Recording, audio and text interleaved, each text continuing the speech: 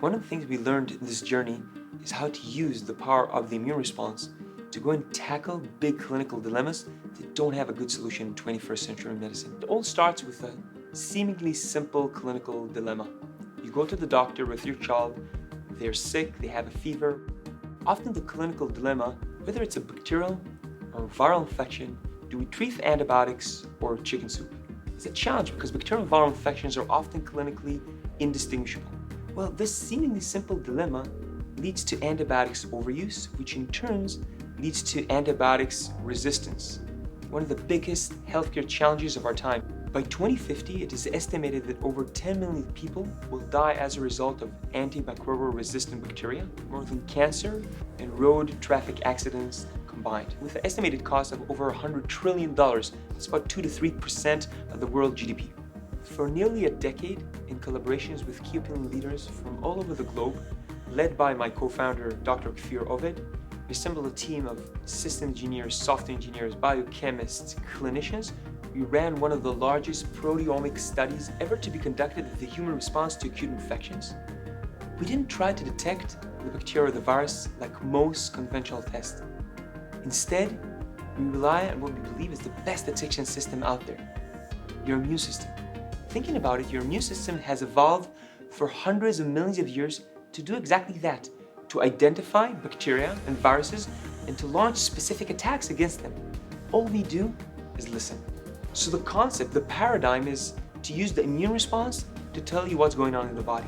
The big challenge was how do you actually reduce that to practice, develop a real product that can actually guide patient management.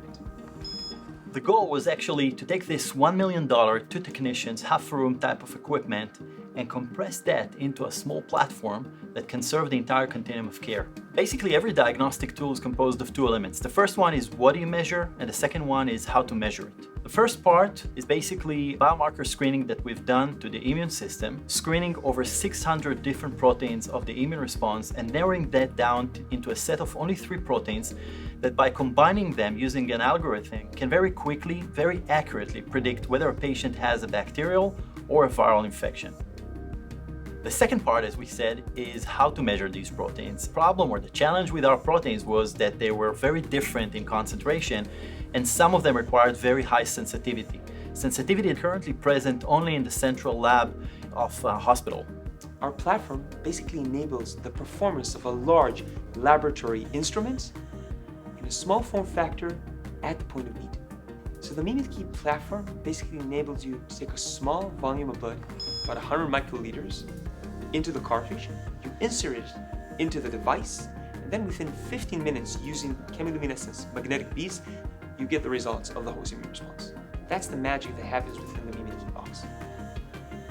If someone can actually measure effectively the immune response, you can actually differentiate between bacteria and a virus regardless of what is the identity of the pathogen. It doesn't matter if it's a COVID, it's an influenza or an adenovirus.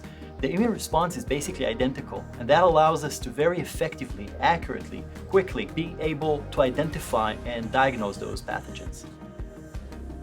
As an MD PhD student, which is doing clinical practice in day and experiments at night, I always saw the gap between the clinical practice and what science can actually offer patients. And for me, the vision and the journey is always about closing this gap, always about bringing cutting-edge technologies in order to solve big clinical problems. Core technology that uses the host response, we want to bring this to as many patients as possible in order to, frankly, make a maximal impact on the lives of people.